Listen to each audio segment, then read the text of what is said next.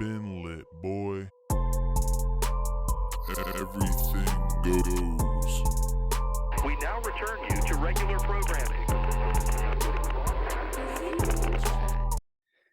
What is up, guys? And welcome back to the Everything Goes podcast with TAK, your best host around in town, all over the country right now. Deion Sanders straight up tells his kids, yo, enter the portal if you don't want to be here and work hard with us, as he's bringing his son to be the quarterback. And they're at that college is in for a rude awakening. They're going to be good. Baker Mayfield, third string quarterback, gets cut, a trade request to be released. Sorry.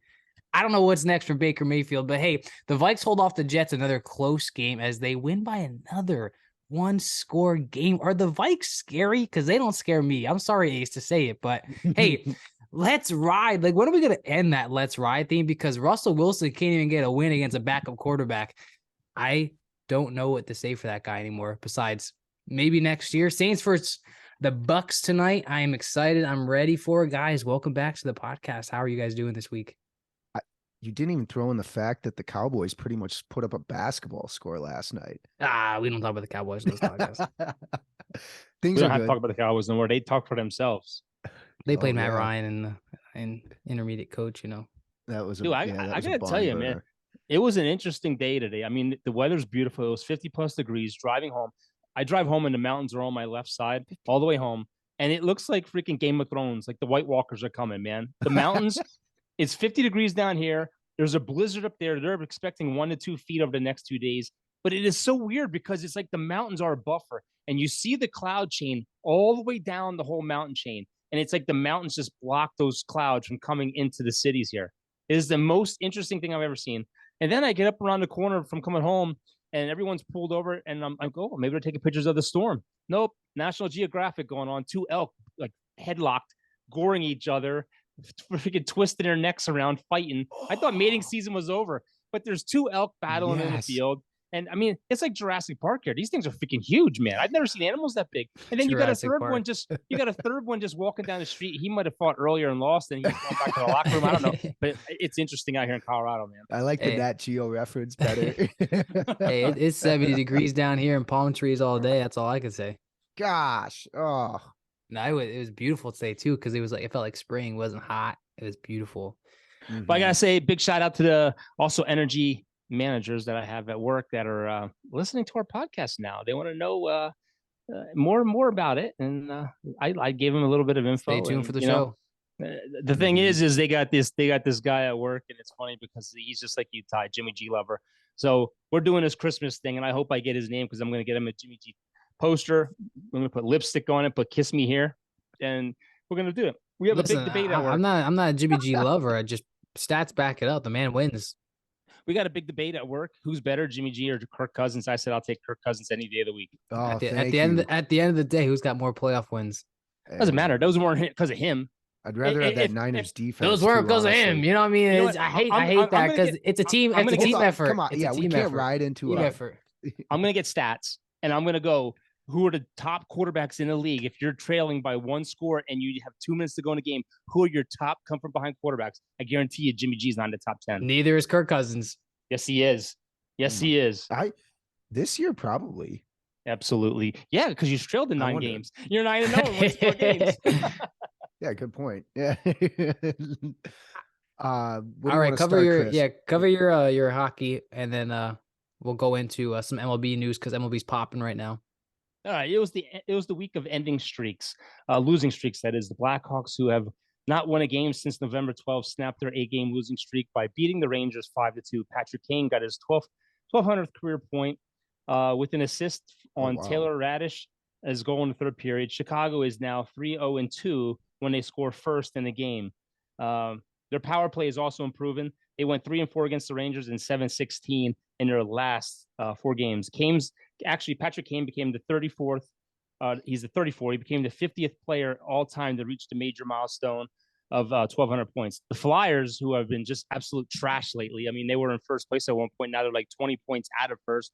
Snapped their 10-game losing streak finally with a 3-1 win over the Islanders.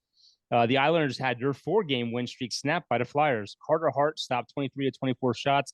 Flyers were outshot somebody finally, 32-24. This is an interesting thing. The Devils and the Bruins extended their lengthy winning streaks. They each hit 20 victories. The Devils, who are 24-1, have 41 points. The second place Bruins have 20 wins, 3 losses, and 40 points. The Devils are 11-0 in the last 11 games, and it's a franchise record. It's the longest road game win streak, passing their previous 2001 streak of 10 games.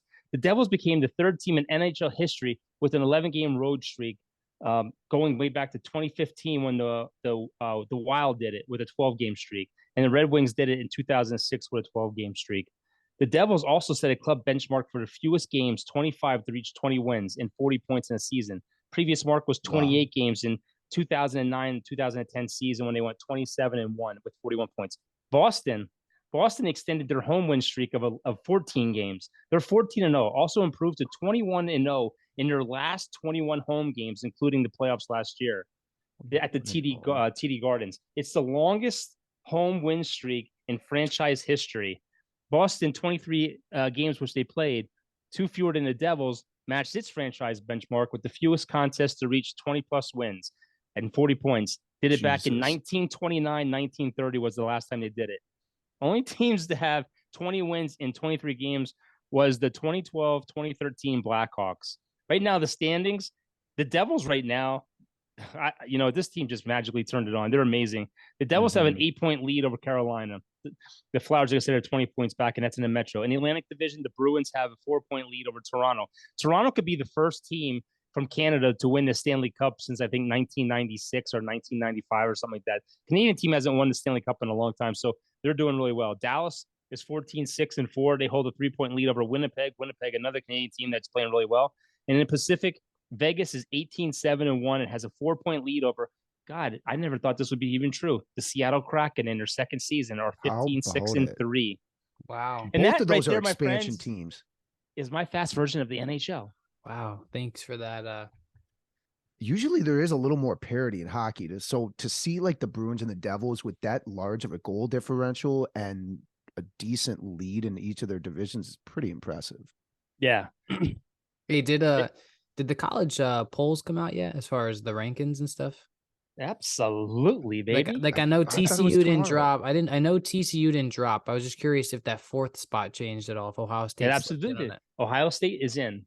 Your championship matchup right now is you have Georgia, who is actually, I have it pulled up. Georgia is playing Ohio State. And let me see. I'll give you a date in a minute. Where the heck is it? And then Michigan plays TCU. Yeah. Georgia plays December 31st in the Peach Bowl against Ohio State, number 1 versus number 4. December 31st, that same day at 4 p.m. Michigan plays, which I think they have the best road to the championship, number 3 TCU. What day? In the Fiesta Bowl, December 31st in the Fiesta Bowl. 31st? Yes. Why is it so far away? It is what it is. I mean, yeah, the bowl season just kicking off now, so you're gonna have 43 games in 3 weeks, bro. It's There's just a lot of games going on. It's just one game to get the championship, right? Because there's only 4 playoff teams. Yeah, but I think next year is gonna be 12. I actually think they're going to 12 next year because the Rose Bowl actually voted on it. Yeah. So about time. My thing is I think they got it right. You know, TCU, who hasn't lost a game all year, lost in overtime in the championship game. They lost to the team that won the championship in the last 3 years. So I think they got it right. Ohio State, I said from the start, as soon as we beat them, I said they're going to find a way back in. And Alabama was protesting and saying, they should have been in. If you go by all their losses that they have, it was better losses than what Ohio State had. And if you put them on paper right now against anyone, what would the matchup be like as far as odds? So, but I think I'm glad Ohio State's out. I mean, Alabama's out. I'm actually glad that there's only one SEC team in there. It's the first time in forever that there's 2 Big Ten teams in there. So I'm proud of that. They didn't move. They could have easily jumped TCU with Ohio State, but I don't think they wanted the Michigan matchup. And I think I told you that, Ace. They didn't want the Michigan Ohio State matchup in the first round.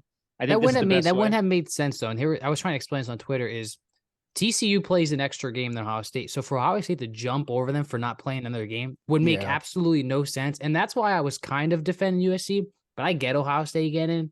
It's like all 4 of these teams, we play an extra game. Ohio State didn't.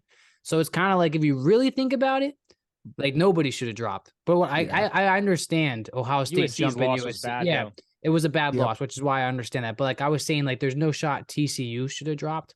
Also, I think that Michigan and Georgia should have home games, and then the championship game should be at an NFL stadium. I think that'd be amazing.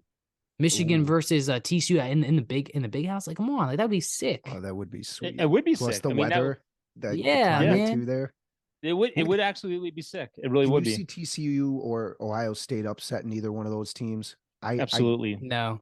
Really? I do. You I think TCU, everyone thinks it's going to be a slam dunk for Michigan. Michigan struggled against Purdue. Everyone forgets that game was tight for a long time. Michigan blew it open in the second half. We're a better second half team right now for some reason. My thing is Michigan, you know, they changed their defensive style for some reason. I don't know what's going on. We lost. We have some injuries. We lost two big names on the defensive line, and TCU is that kind of, you know, high-powered Ohio State kind of team that throws the ball around a lot. I mean, Purdue's quarterback had me scared. I ain't gonna lie. Well, Purdue, I feel like Purdue hasn't been that bad of a team this year. They just have been played smart.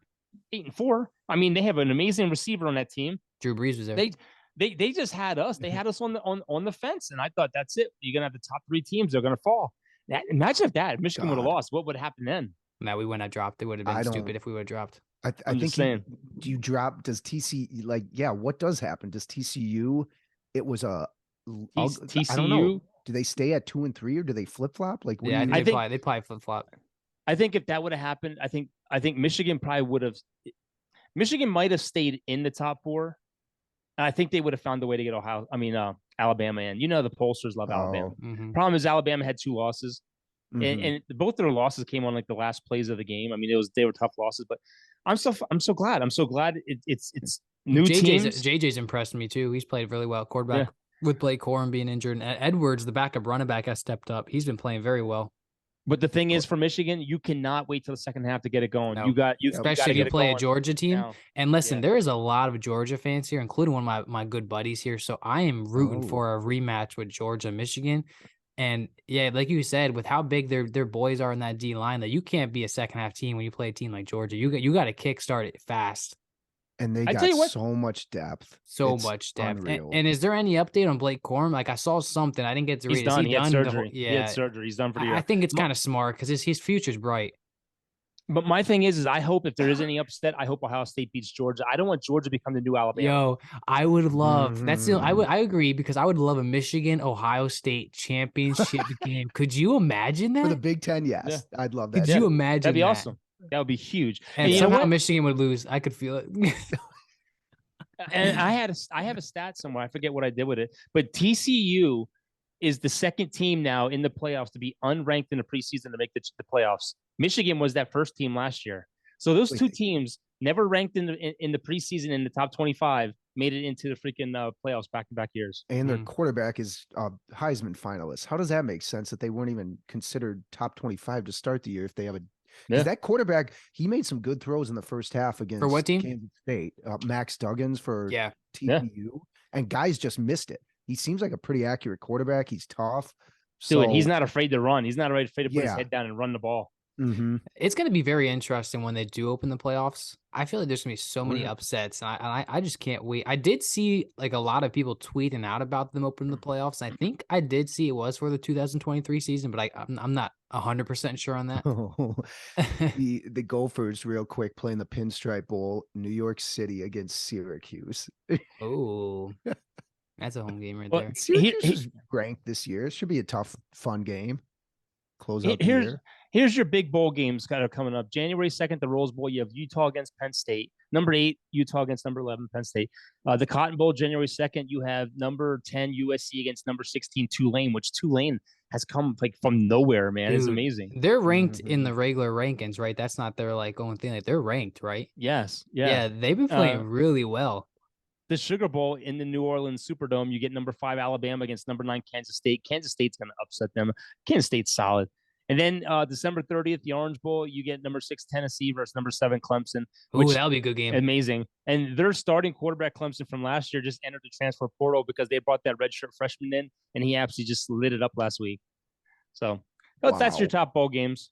And then you have Ohio, Iowa, and Kentucky, LSU, Purdue, UCLA, Pitt, Notre Dame, South Carolina, Texas, Washington, and the list goes on and on. Those aren't important anymore. Yeah, I can't wait till they expand the playoffs. me too. I'm right there with you. let's trans. What's the word I'm looking for here? There we go. Let's roll over into MLB because Let's go round the horn. the Saints are playing tonight, so I'm trying to keep this podcast fresh because you know me, and my Saints.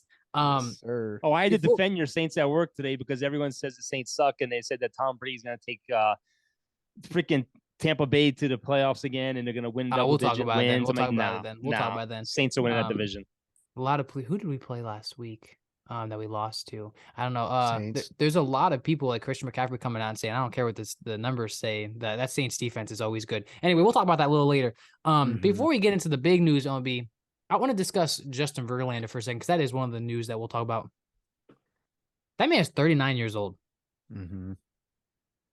39 years old. Like, there's got to be a record for him getting the most money at his age. Like, I would love to look up like pitchers that were still around that age, still playing. No Scherzer's shot. Probably the closest. What did He's the Scherzer Tom get? Brady of the MLB. He is, and so Scherzer got over $43 million a year.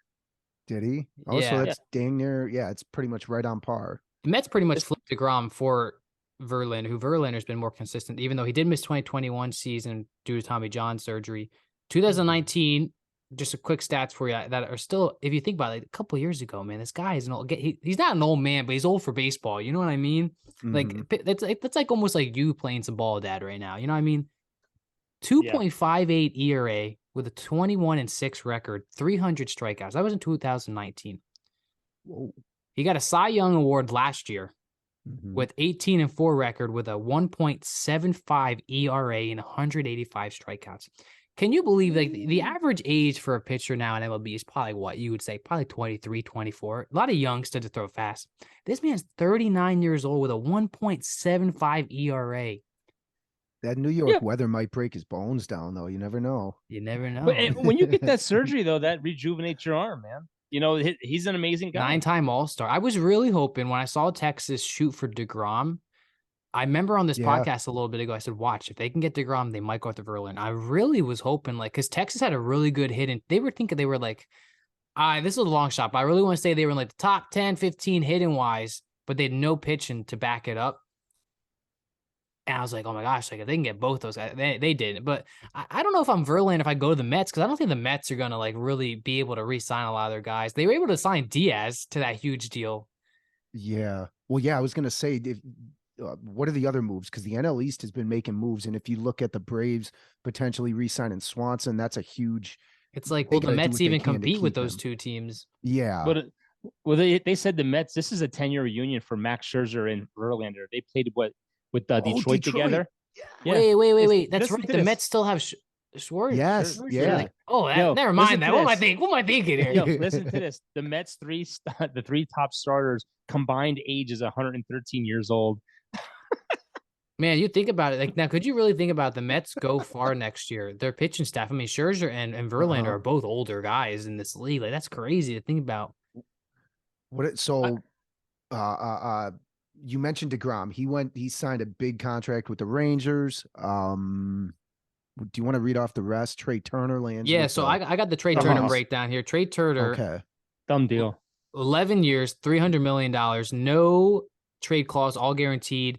I know, Dad. I know you're viewing this a little differently. I mean, don't get me wrong. Like, don't get me wrong. I think he's like, I honestly, I'd even say he's maybe the best shortstop in the game since 2016, stat wise. 11 years. That's a long. I mean, good for him. Good for him, though. I mean, heck, good for him.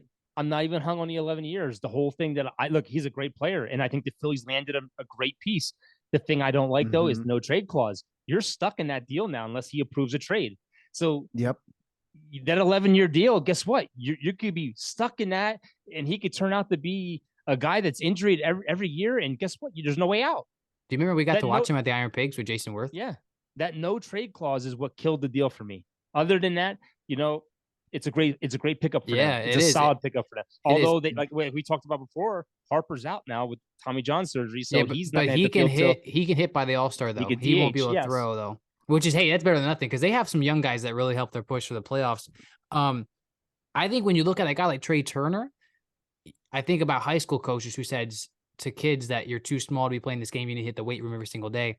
Because Altuve and Trey Turner, guys like that who who's the guy from the Brewers, like Christian Yelich, these skinny guys. I mean, Trey Turner, he batted 298 Bellinger. last year. Yeah, Bellinger, 298 last year, 21 home runs, 100 RBIs with 27 stolen bases. So he can steal bases. He can hit for power. His glove is above average in the league. I mean, this guy has it all.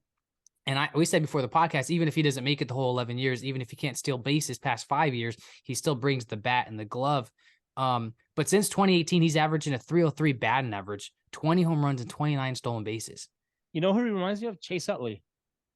Yeah, a little bit. Yeah. Yeah. I love Chase Utley. Besides that slide when he was with the Dodgers, that's a little crazy, but this is going to open the floodgates now. This is going to open the floodgates for the rest of the free agents shortstops.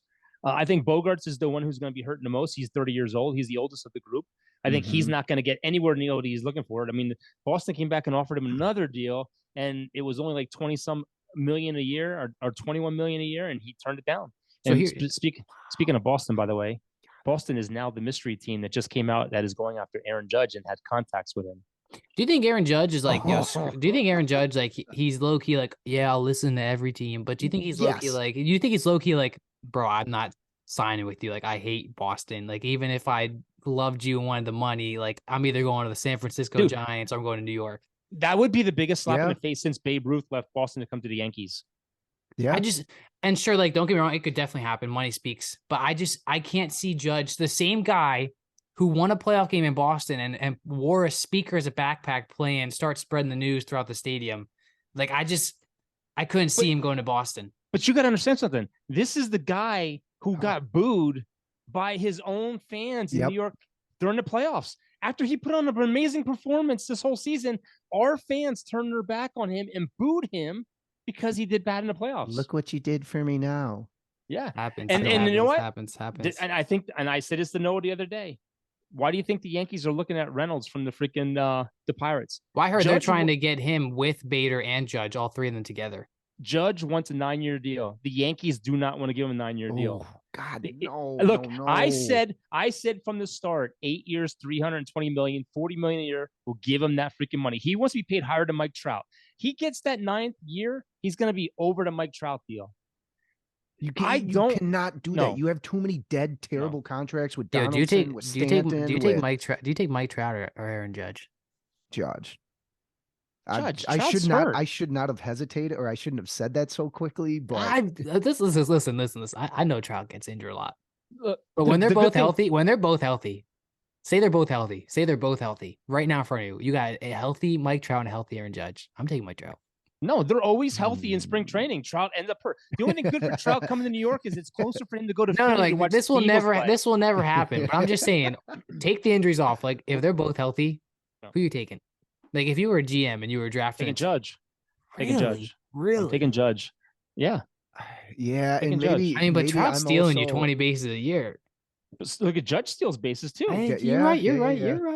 They're both. I think they're both about the same age too. You cannot give him.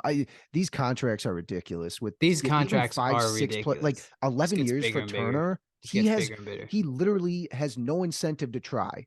Like, I'm sure he's a great dude. He's a great human person. But come on, after 4 or 5 years, you really think he's gonna give a crap? You know what makes me mad too is because we talk about this stuff all the time. Like, I'm so happy for these athletes, right? Yeah, good for you. You make the money.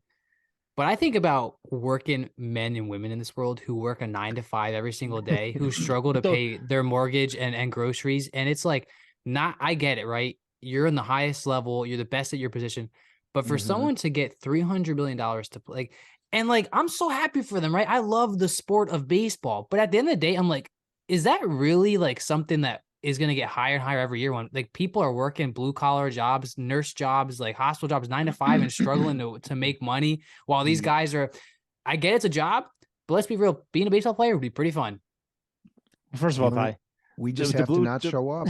The blue collar workers are the ones that are paying these guys by going to the games. Yep. My thing is look, I would give Judge a 9-year deal. I would give him 9 for $360 million, but I would guarantee five of it. Okay, so he'll get 5, which is like $200 million guaranteed, but the rest is a club option after that. So in 5 years, if you give me you're gonna get $40 million a year for 5 years. You're gonna get $200 million out of that deal. But after that, you're 36 years old. If it starts going down, your production starts dropping. Guess what? I have a club option. I have an out to get out of that deal. Same with Turner. That's Yeah. like I agree with you, Ty. It's great to see these players get the contracts, but at the end of the day, the fans are going to boo them if it turns out bad. Yeah. I know what comes to my mind when we talk about Judge. Jacoby Ellsbury got the huge deal with the Yankees. Ooh. Couldn't even play. Oh, Stanton, wow. Giancarlo Stanton, injured every year. Yeah. We're stuck in that $328 million deal. It until sucks who because knows when. it sucks because he plays well too when he's Yeah. healthy. Hicks, another one. Those deals are so bad for They're for the trying. organization. The word is that they're trying to shop Donaldson and Hicks. The word though also is Who if wants we- a 36-year-old? us trying to go get Reynolds. I heard that they're trying to give up. They want Dominguez and possibly our shortstop, and I'm like, heck no, No, heck you can't. no. Because whatchamacallit came out, Steinbrenner came out and says, I envision both my young middle fielders playing in the majors this year. This year, yeah. That's why they're trying to get rid of Gleyber Torres. They want both. I of thought them he was up. going to go to Seattle. Yeah. Now, here's the thing. I don't I'll think take anyone. him. I don't think anyone should get more money than Trey Turner, stat wise. Technically, even Correa, I think Trey Turner's a better player. Dansby Swanson, I think, is ranked 4th in this list. He is a very good ball player that I really love. He plays the game great, got a great arm, great glove, great bat. The Cardinals are in on him right now. They're interested. So are the Yankees. So I heard. would take Swanson, but it's always that big New York stage that scares me. But listen to this middle infield. Swanson would go to St. Louis. You got Nolan Arenado at third base. You got Paul Goldschmidt at first base, and then you throw in a Dansby Swanson at shortstop. All in their primes. That would be absolutely. I feel like unreal. Paul Goldschmidt's but- been around since I've been in middle school too, man. This guy is just playing like fine wine. Yeah. Swanson's Yeah. 28 years old. He got his first Gold Glove and All-Star last year, which is very shocking to me. I don't know how he hasn't. He batted Oh. 277 with 25 home runs, 96 RBIs, and 18 stolen bases. I'm very intrigued to see where he goes because I haven't heard anything about Atlanta. I heard St. Louis. Yeah. I heard the Cubs. I heard the Yankees. And that goes into Bogarts too. Bogarts has 8 to 11 teams that the insiders are saying are looking at him, including the Cubs, Angels, Dodgers, and Padres. And I've heard that you talk about Red Sox offering a contract. I heard that the Red Sox haven't even made him a competitive offer compared to what others are speculating to offer him. Well, is a competitive offer means his agent and him didn't like that offer. They gave him a Yeah, deal, yep. just like the Yankees gave Judge a deal, but it's not in the money amount that he wants. They offered him over $200 million, Ty. He wants over $300 million. You're 30 years old. Yeah, my thing with Bogarts is he's 30 years old, right? He's been to 2 World Series. He's got 5 Silver Sluggers. He's 30 Plus, they years got old, like you Devers. said. He's 30. He's been with the Boston for 10 years. I agree with you. Oh, I don't think he should get this huge 8-year 300. Like he should get like a 4 to 5 something like 200 mil, like you said. He batted 307 last year, 15 home runs and 73 RBIs. He's a great hitter, a great fielder. But like you said, the age is right there. He's 30 years old. It's almost like a Judge situation. And not to mention, they have him at shortstop who's up for a contract. They have Devers at third. You who can't wants a sign both contract. with a max deal. You're looking at over $500 million right there for 2 players. And if Yeah. you really are Bogarts and Devers, like you got to think like, all right, you got Trevor Story at second base. Like we should try and come back because the offense isn't bad. You know, we could still build something. You got Eric Hosmer who re-signed his player option to stay with Boston at first base. You know, they don't got a terrible team. Kike Hernandez is decent at center field. He's not bad. Mm-hmm. It's not And a they're- bad team. Their The pitching's pitching getting is- better. It's the bullpen that's really Yep. hurting them. Yeah, I was just not gonna like say. so like that'd be huge if you're Boston. Like, all right, we need to get these guys back, or at least go get a Dansby Swanson or somebody. But MLB is on fire right now, man. Like the domino is slowly falling. We're seeing these moves. But Ace, I know you really want to talk about your Twins. Oh my God, random rant. Yeah. It's likely, well, not really likely. There's a report out with The Athletic that they're looking to shop Luis Ariz, arguably our best hitter for sure. He won the batting title last year for us. He's 25, is eligible for arbitration this time around. But then again, that he won't hit free agency until 2025. So essentially we could give him a deal, lock him up till 2025, all in the name of pitching. And what's interesting about this is I went back 15 years, starting from 2019 down to 2004, Wow. Look at you 2005. doing your homework. I looked at all of, we drafted, since that time, we've drafted 360 pitchers, Wow. which is about 52% of the total draft picks. Now, this isn't counting undrafted free agents. Francisco Liriano was an undrafted free agent for us who ended up making the All-Star team. But take a guess at how many pitchers in that span, 360 that we have drafted. Take a guess how many were all-stars. Two. Two. Damn, you guys are good. Glenn Perkins and Jose Barrios. Let's most recently. go. And where's have- Jose Barrios now? Isn't he with Toronto? And Glenn Perkins is retired. He's on the Twins broadcast crew, oddly enough. We have another little That's a tidbits. terrible ratio. Wow. Yeah. So out of 360 pitchers, we have eight of them are technically on our roster right now. They're more bullpen. I think Louis Varland's probably the highest rated prospect that could maybe break the starting rotation. It's a bad scouting room you guys have. My whole thing is what we have not shown that we can draft, develop pitchers, and we haven't shown that we can bring quality relief or quality free agent pitchers in anyways. So what the hell are you going to get rid of our heart and soul of the team essentially? Yeah. And it's not even a guarantee that Correa is going to resign. It's just a total mess right now. And they're acting like Charlie Brown with Lucy, where she always pulls the football out from under him. Front office. But this is where I hate baseball, because there's so many different levels of getting to the pros that you can get stuck down there, ruin your arm. I'm all for just bringing kids in, drafting them, putting them right in AAA. Bring them right in AAA. Seriously, get rid of all these slower divisions. Let that shit go. Get rid of it. Stop ruining these kids' careers. I'm glad they reduced the rounds, because I agree with you. We've had, like, look at this. Some of the stats early on. So 2005, we had 54 draft picks, 32 pitchers. 2011, we had 52 picks, 36 pitchers. You think any of those dudes panned out? It's like literally wow. It's so pathetic. And look at the Rangers. The Rangers have that No More Rockers kid. They have that rocker, and they have freaking Lighter kid. Get those kids up. Don't let them waste their years down in Single A, in Double A, or Farm A, or South Africa A, or Arizona A. Get them up and let them pitch. These kids were studs in college. Don't ruin their arms down there, because next you're going to hear is 3 years from now, Lighter's kid has Tommy John surgery. Why? Because you're pitching them too much in the minors. Sorry, the final thing I'll say is if we let Arise go, I get that, like, he's probably at the highest value he ever could be. I'm gonna switch my allegiance to a division rival, the Cleveland frickin' Guardians. I will root for the Cleveland Guardians if they let him go. And I agree. I think I don't think shoot him right to AAA, but I think it should just be single A, double A, AAA. I think all this low A and low A and all this other crap. It's like, all right, like what is all this? I think it just opens the door for so much, and then just waste your years down there, like you said. And just so you know, breaking news, Aaron Judge has at least one 9-year offer sitting on the table as the bidding war heats up. It's probably the Yankees. Yankees aren't going 9. Yankees do not want to go 9 years. I sort of thought the same thing with Swanson, where I think it's maybe the Braves, maybe the Yankees are telling them, hey, we're going to try to do whatever we can to get you. Just go out, see what other teams are going to give you in the market. And if we can match it, we will. Or, well, maybe on the Braves course, we will. I don't know if the Yankees, like you said, Chris, want to go that many years. Yeah. And if they said Judge goes to the Giants, that's one of the least home run hit parks in baseball. If we're gonna lose Judge, Fenway. I would prefer it. I'd prefer him to go to the Giants over anywhere else. You know, like the Padres or the Dodgers or the Boston. I know he denied going to the Dodgers, but like if we're gonna lose him, The Bo Sox. go ahead and be with the Giants. I mean, him in Fenway Park. Are you kidding me? And Arizona Diamondbacks are serious about Bogarts. Yep. And Yeah, I forgot to say that. Toronto, who's doesn't have enough stars already, is all in for Brian Reynolds. Yeah, I saw that. Yeah, that'd be huge for them. You know who's gonna be good too? The Orioles, man, because they drafted Roy Halladay's son for shortstop. They have all those young stuff. Not Roy Halladay, sorry.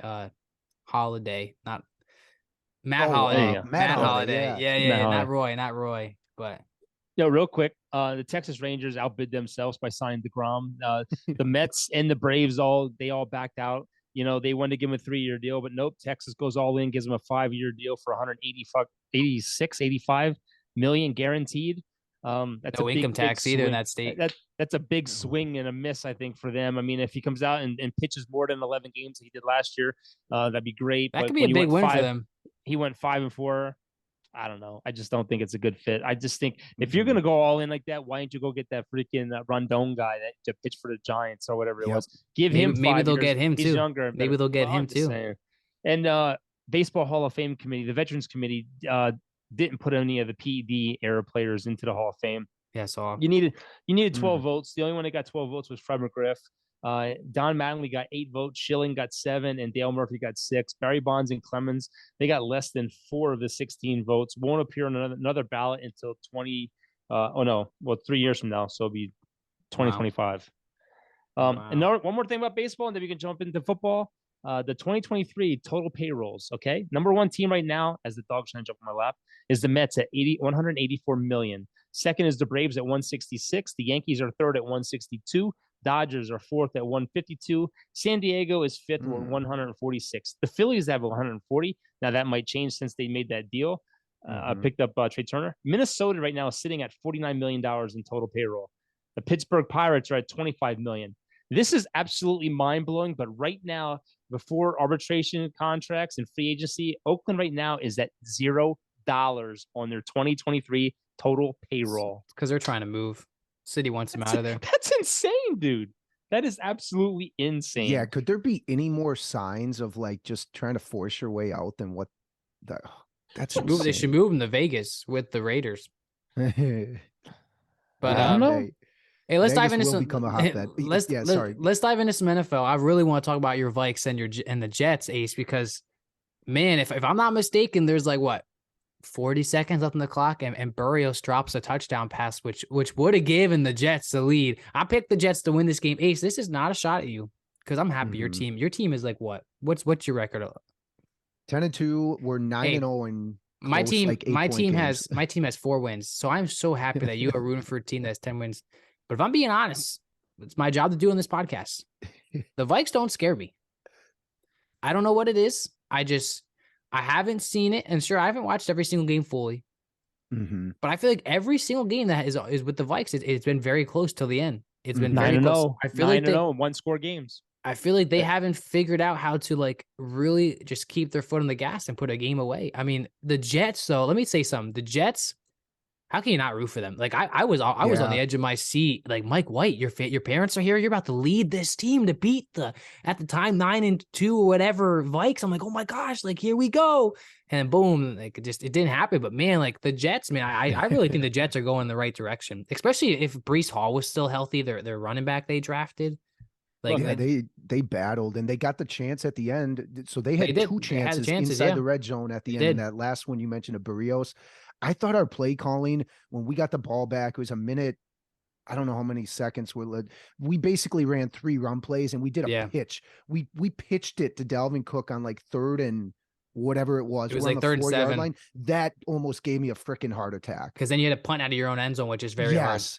Oh my God. Like if you're going to do that, just run it straight up the middle all 3 times. I don't really care. And they didn't even have Jefferson in on that 3rd down play either. So it's like a bend don't break with the defense. My dad kind of put it perfectly. He's like, between the 20s, we're giving up so much freaking yardage, but we're holding, like they were 1 for 6, I think, inside the red zone yesterday. Yesterday the Jets they had 5 field goals. Yeah, you think about that. They scored one of those as a touchdown, the Jets. And then I feel like the Vikings offense was held very, very tightly. I know you put 27 points up, but like Kirk Cousins didn't have anything static. Your rushing game was only like I believe it was 86 yards with 20 carries.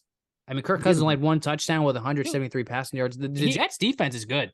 He had the worst start of his career. His first completion came with 3:26 left in the first quarter. He was 0 for 5.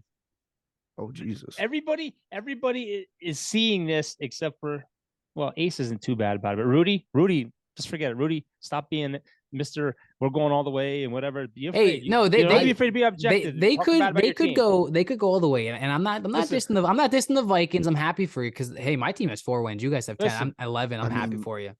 I'm going to explain something to you. Jeremiah, Rudy, and Ace.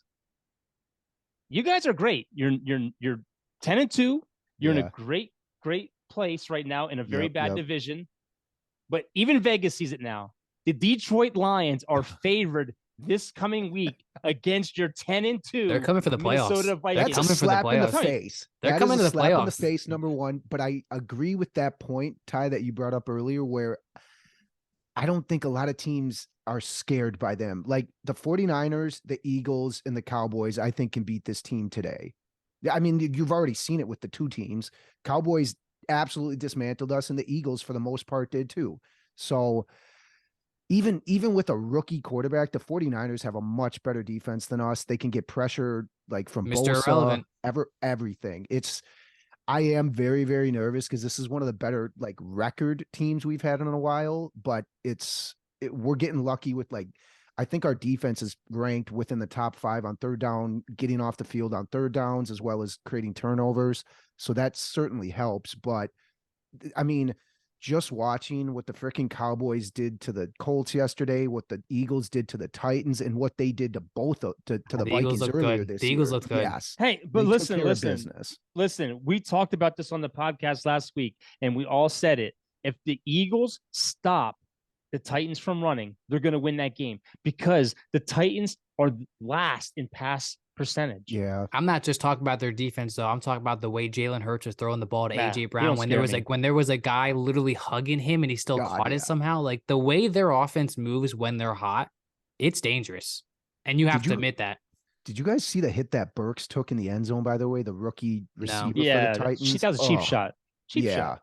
Dude lowered Cheap his shot. head, hit him right in like the sternum head. It was bad. It looked Mm. nasty. He held onto the ball. I don't know how the heck he held onto that ball, but pretty insane touchdown catch. So Like if I had to give you my top 4 teams right now in the NFC, it would be the Eagles, the Cowboys, the 49ers, and I would have to put, you know what? I could easily flip these two. It'd be the 49ers and it'd be the Vikings. Now, the reason I say the Vikings are last is because I think the 49ers have a better defense. The Cowboys have a better defense and offense. And I think the Eagles right now, they're the best team. Do the Eagles scare me? Not at all. Not Scare at all. me more Because than the Vikings. but my thing is, listen to me. If you contain Hurts in the pocket, Dallas did it in when we played him. We contained him. He didn't do crap against us. None of the receivers did crap against us. Their running game didn't do crap against us. So if you keep him contained, you can beat him. It's when he uses his legs. Jalen Hurts, you put him under pressure, you're going to beat him. But Kirk Cousins has got to play a primetime game and be at the top of his game to beat any of these teams. Yeah, I 100%. hate that he has that because I hate that somebody has that stigma because it's literally like freaking there's 21 other players on the field. Well, Romo Like- had it. Romo Yeah, had it. yeah, true. Can never win the playoff game, you know? Yeah. Hey, let's talk about a big headline that happened this week. Sean Watson comes back to the spotlight in Houston. Trash. He's playing the Houston Texans, right? Yeah. Yep. So the Browns scored 27 points, 27-14, but do not let that score impress you because the Browns didn't score one offensive touchdown. I'll say that again. The Browns didn't score one offensive touchdown. Either team did. The first offensive touchdown came in the fourth quarter with like 2 minutes left in the game. I get it. Oh Deshaun my Watson God. hasn't played in a while. He went 12 for 22, 131 passing yards, and 1 interception. There were moments, there were slight glimmers of flash where he threw the ball to Cooper or things happen. You know, don't get me wrong. I think that this team could. I felt bad for Jacoby Brissett sitting in the sideline. He didn't even sit. He had his helmet on, like he was ready to go back in that game and play. He came in. He Oh, played. nice. He did a couple snaps. Um, Did a couple trick plays. I'm curious to see how next week looks with the Browns. That was They terrible. play Cincy. I think they play at Cincinnati too. In That's my gonna be a rough opinion, game. Cincy, you could even say Cincy's the best team in the AFC right now. No. Beat Kansas City. Well, Kansas City was the best in the AFC. And that's awesome because that elevated Buffalo Bills back to the number 1 seed. Chris, what's your top 4, top 5 then for the East or not For the AFC. For the AFC, definitely Bills 1, Kansas City 2, Cincinnati 3. See, I'd still put Kansas. I'd put Kansas 4. City. I'd put Kansas City Miami. still above the Bills because I think the Bills don't. still have looked sluggish. The Bills have a better defense. I just think the problem with the Bills is the Yeah. Bills are one-dimensional. Their only running back that they use is their quarterback, you know, and that's going to eventually hurt them. But I think as far as explosiveness, Kansas City's been in so many tight games this year that they squeezed out victories. I think they're a good team, but if I had to put one above it, I just think Buffalo has the edge with their defense. I would love to see Bengals Bills in the championship game. I would absolutely love that. That'd be a good game. Not to say Mahomes. I'd love to see Mahomes in the Josh Allen or Burrows again, Joe Burrow. But I think seeing, because I don't know if the Bills have played the Bengals yet since Burrow's been there. I would absolutely. That would be an amazing game. I think in the championship game. Doesn't And matter that- where it is. And something else the NFL needs to change, which is it's kind of ridiculous because the NFL is the highest level, is why do we have ties in the NFL? There's no No. ties in college football. Yeah, it's That's stupid. that's embarrassing is as stupid. a company, as the NFL. You know what I mean? Like you have two good teams with the Giants and the Commanders who are fighting in a good division, and we're gonna end with a tie. Like that's so dumb, Mhm. man. That is so dumb. Like imagine being a fan and you're like, Yeah. just we tied. Like that's so dumb. Like that's the only thing I can say Well, is that's so dumb. Would they just see the NFL like that game so much that they bumped them 2 weeks from now to prime time Sunday Night Football? Oh, the prime time. Yeah. 3 Wait. things the NFL has to change. Oh. 3 things the NFL has to change is one, they have to restructure their whole playoffs seeding. They got to do something with this because I'm telling you now, it's going to be the Cowboys it happens to. We're going to be 14 or 15 wins, and you're going to find us In the as Superdome. the 5 seed. Yeah, you're going to find us in this 5 seed on the road. Another thing they gotta Another thing they got to change is definitely overtime. Go to 15-minute quarter. Go to a 15-minute quarter, and you play it until somebody wins. It's not the even game. a 15-minute quarter. kickers. Yeah, Just or have them have a kickoff. I don't care. Or just do what Yeah. college does and start them off at the 25-yard line or Yeah. whatever it is. But And I'm just just go saying, for it. Like just play another quarter or something. I mean, it's just Yeah. ridiculous. Do something. Do Dumb. something entertaining like the XFL does. And the third thing they got to do is they got to get an official up there in that booth because these officials on the field are blowing games with bad calls. They Yep. got to have somebody up in that booth that can buzz down and say, "Nope, that wasn't a foul," or "Yep, that was a foul," because these ticky-tack fouls are going to cost somebody in the playoffs, and it's ridiculous. And you know what the excuse is? Hey, the game happens fast. You're gonna absolutely the game does happen fast. You're gonna miss plays, but with today's technology, you've got to have someone up there looking Absolutely. at these plays. Yep. Like it's just there's too much. Like you said that I watched the game yesterday where like I saw the ref go like this. Like he was gonna. Yo, did you see that video that came out where the ref wanted to talk to the other ref and the ref had his mic on? He didn't know, and he goes, "We'll just call it a." And then they go, "Oh, mute the mic, mute the mic." And everyone's like, "Yo, are they just gonna make up a flag or something?" Yo, and you know what other rule I want to see? Yeah. Get rid of the unsportsmanlike conduct rule. And if you hit someone defensively, go like college. They go and they verify take them out. and you're suspended. Or You're give a suspended flat, or they get you're- what's it called? Technical. 2 technicals, you're out.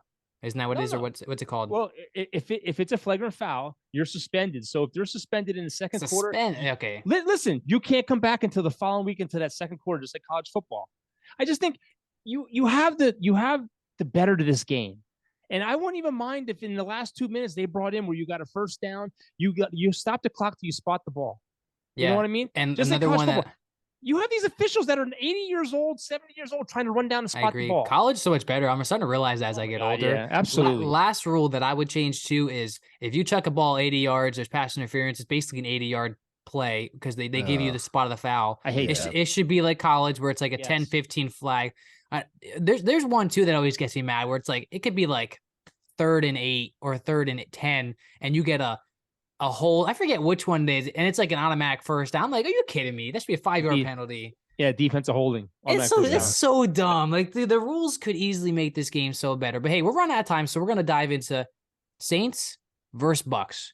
Who you guys taking? Who's in? Who's out? Marshawn Lattimore is officially out for this game. Everyone thought he was going to be in, and we were going to have the Mike Evans, Marshawn Lattimore show, just like we do, because this rivalry the past couple years has really been something to watch. The Akeem Hicks and the other defensive end are in today, and I believe Leonard Fournette is still questionable for this game. I tweeted out to Ross Jackson, who does Locked On Saints podcasts, and I tweeted out to Nick Underhill, who does a New Orleans paper for the New Orleans Saints. And I just simply tweeted out and I said, anywhere in the QB change. Both of them said no. Both of them want Jameis Winston, but the one Nick Underhill said, based off Dalton's performance, there was nothing crazy that Dennis Allen would be like, we're changing quarterbacks. Did you ask about Taysom Hill getting a No. little more? Yeah. Man, It's just stupid stuff. Like that play calling is dumb, but if the Saints are going to win this game, they have to do, Ace, what I say every single week when they don't do it. You have to run the plays that are successful for you. Keep Taysom. Number one, our tight end Juan Johnson is out today. Keep Taysom Hill in the game. Get him involved. The Saints haven't lost in Tampa Bay since Jameis Winston was the quarterback of Tampa Bay. So we've been playing well. whoa. 92% of crazy NFL stat. 92% of NFL experts have picked the Bucks to win tonight. But that's Of also been the course. case the past 3 years, and the Saints usually upset them every single time. Mhm. But this game, and I've said it all year of how big of a game this game is before the Saints. This is the game. This is the last time I'm going to say it. Whoever wins this game, I think, is going to win the division because the Falcons lost. Yep. If the Saints can win this game, they go into a bye next week. The Buccaneers' schedule is hard the rest of the way, even though they play a 49ers team without their starting quarterback, but that's still good defense. Falcons have a little bit of a tough schedule. The Panthers, I don't think, are in that anymore. Saints win. The Saints can win this game. I think they go to the playoffs, which go Against on, baby. Dallas. It'll be against So- Dallas. So I wouldn't be happy because I think Dallas would win, but it would still feel good for the Saints to go to the playoffs. Could you imagine? This is though, their we Super come down Bowl. there and you're And totally we win, healthy. and we win, And and, you're we totally win. healthy. See, the reason I would want to play Dallas though is because you and Noah would rub it in my face all year, every year, and I would literally be like, "You guys played Andy Dalton and a team that had nobody." Yeah. You know what I mean? Hey, We had 4 started- wins. We started out our season with a nobody. I'm gonna pick the Bucks because that would make our pick'em go. We would go 14 for 14 in our pick'em league, which is absolutely insane. Wow. So I'm taking the Saints. Saints, took- definitely I'm Saints. taking the Saints. I gotta go with them every week, no matter how bad the upset is. mhm. All right, real quick, let's zip around the NFL because I know Ty's going to jump off because he might miss kickoff or the coin toss. The Bears entered a home slate for the whole month of December. They have all home games. It's the first time that happened for them since 1960. They can't win, man. I feel bad for Yeah. them. Justin Herbert now is one touchdown away from tying Dan Marino for 90 TDs in their first 3 seasons of the NFL. Bears Justin Fields. Did they leads beat the league. Did they beat the Raiders? No, they lost again. Dude, they lost. Dang. This is their. I don't know fourth- what. This You know is what? their 4th big lead victory that they should have had, and You they know why lost. that's good? You know why that's good? All eyes are on their loss column because Sean Payton has interest in that team. Well, Listen, I'm not the saying it's gonna happen. The but maybe we get Chargers a lost. first-round pick. The Chargers lost a 14-point lead, 2 17-point leads, and a 20-point lead. That's horrible. Sean Payton's Justin out of Fields. retirement. Justin Fields leads the league with 8 rushing touchdowns. Okay. Rams Matt Stafford is on the IR, missing the next 4 games. He should be eligible for Week 17. Lions offense is clicking right now. They won what? Well, they won 4 of the last 5 games, and they yeah. should have beat Buffalo. They're coming for the playoffs. The Packers beat the Bears and became the winningest team in the NFL history with 787 wins. The Bears have been the winningest team for more than 100 years entering Sunday, and they were tied with Green Bay, and Green Bay took the lead. Let's see. That's That, Aaron by the Rodgers way, said. that Lions Vikings line, I guarantee you will flip in favor of the Vikings just because I feel like enough homers are going to be like, that doesn't make sense. Let's pound the Vikings. Not to say that it's warranted or No. not. And I'm just surprised by that anyways, but we'll see. Let's go. Like Come Ty- on, little kiddies. Like Ty said, the Bengals beat Kansas City. It's the third game this year. By 3 Think about points. it. No, yeah, 3. I they beat think them. it's the 3rd game in 3 years that they've won by a No. field goal. It's the 3rd straight time this year that they beat Kansas City. Because remember, they played them in the playoffs last year in 2022. Kansas City lifts the Bills with the loss. They lift the Bills to the number 1 seed. How could Patrick they have played Mahomes, Kansas City twice this year though? They're not in the same division. Did they play him in the? They must have played him like late in the regular season last year. I don't know. It says they beat them 3 times now. This is the 3rd straight time in 2022 that they beat them. I don't know. I don't know. I don't know. I Either think way, I they thought are it was. 3-0. They're 3-0. Yeah, in the they're 3-0 last against 3 Kansas games. City. That's Anyway, Yeah. Patrick Mahomes, who's 59-16, was his first loss in the month of December since 2018. The Colts want to hire Jim Harbaugh. That's not happening. He's not leaving the Michigan Wolverines. And real quick, since you guys don't want to talk about the best team in football, the Dallas Cowboys, Matt Ryan ran into the wrong hooker in Big D last night as Malik Hooker was the first Cowboy since I think 1983 to have a interception and a fumble return for a touchdown. Dallas was up 2 points into the game into a 33-0 4th quarter blowout.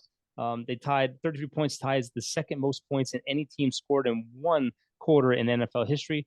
Let's see, 26 points off 5 turnovers is the 4th in the 4th quarter, most by any team in the last 45 seasons. The Cowboys have scored 199 points in the last 5 games. It's the most in that span in a single season in franchise history. 54 points, 5th most in franchise history. First team to score 8 TDs against the Colts since New England did it in 2012. Dallas has put up 50 points in 3 games now over the last 2 seasons, which is the most by any team in the NFC combined. I mean, they I could have can against the just go on, Vikings. man. I can just go. Dallas is, I mean, through week 12, Dallas scored TDs on 82% of its goal-to-goal drives. They're about to win. Wow. They're about to have 10 win seasons back-to-back years since 1995-96. You see Zeke Dak jumped Pat- in the kettle. Yeah, that's because they find the freaking tight end. Yeah, I know last that's week. so dumb. So the no fun league. That yeah. Here we go. Dallas has 178 passing yards allowed. Average now is number one in the league. They have 47 sacks, which is number one in the league. Number one in pressures. Number one on third down conversions. I mean, the list goes on. This team, I mean, scored 40 points or more in 5 of Dak's last 10 games, are averaging 34.8 points since Dak returned. I mean, it's amazing what's going on in Big D, and no one's talking about how good this team is because the Eagles have such a big lead. 40 points in 3 of their last 5 games. Since 2019, when Kellen Moore came on as the OC, Dallas leads the NFL in 40 burgers with 12. Kansas City is second with 9. Tampa Bay has 8. Tennessee has 8. Baltimore has 7. Cleveland has 7. And Buffalo has 7. I mean, We get this it. This team is probably by far the best Cowboys team that I've seen. Last year, I This think is it's the even year. better than last This year. is the year. I hope it is. I really If- do. I hey, really do. If Dak goes to the playoffs and loses in the first round, Jimmy G's better. And by the Oh way, Jesus. I am 100% against signing OBJ. I really am. I think it would only help I you really guys. am. Oh, Listen to hey, me.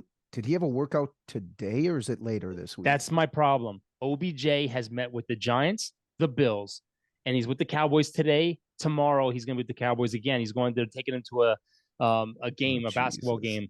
My thing is he's not working out for anybody. Glazier's coming out and saying that he might not play this season until he gets to the playoffs. I don't want to risk signing a guy who's not going to show. When was the last time you saw somebody get signed that wouldn't work out for a team? Not to mention the I haven't Cowboys. seen any workout videos of him even Yeah, that's rehabbing or weird. anything. No, he's refusing to work out. My thing is if he's not ready, don't pick him up. Let him go back and be a free agent. Because my Yep. thing is you have CeeDee Lamb coming up. You have Micah Parsons coming up. You have Diggs coming up. You have guys coming up. You have 2 running backs who aren't even signed for next year. well deserving of contracts. So you're right now, you're one of the best teams in the league without him, and you're getting James Washington back. You're getting Tyron Smith back. So you're going to get improvements. Why would you want to pay this guy $20 million a year that you don't know what you're going to get? Last year in the playoffs, he averaged 70 yards receiving. That's not spectacular.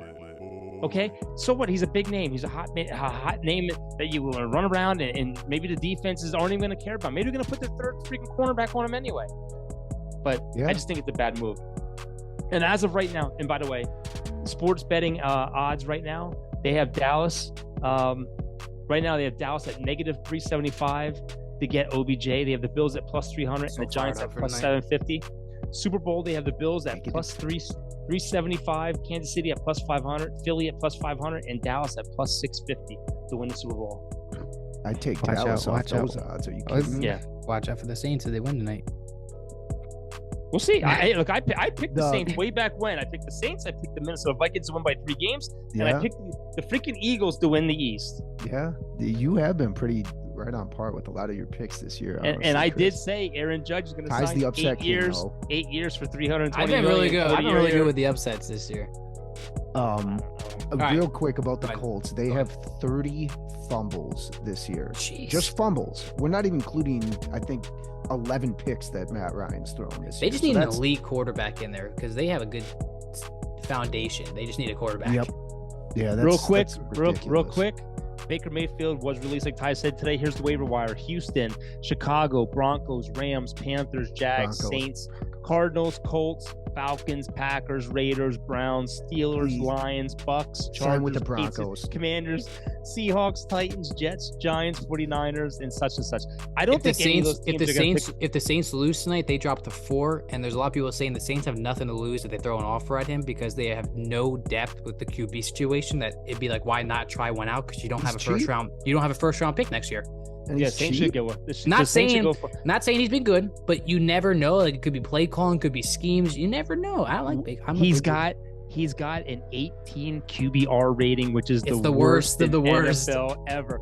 And real quick, If I hear real quick one more time, Well, yeah, I know you're rushing me. I know you're. I am rushing you because it's game time.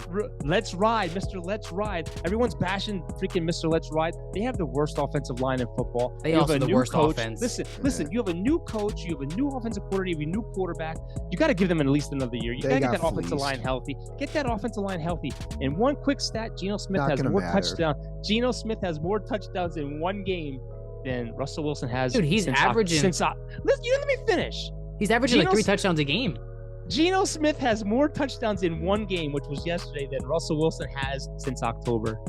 3-2. Dude, Geno Smith is on fire, man. He's looking so good. But hey, that's gonna be everything on this podcast because we have a huge game to watch tonight, and I'm about to go break some heads and watch this game. You know what I mean?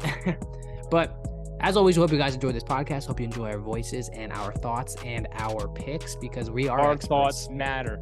We are experts here. But hey, we will see you guys next time. Have a great week.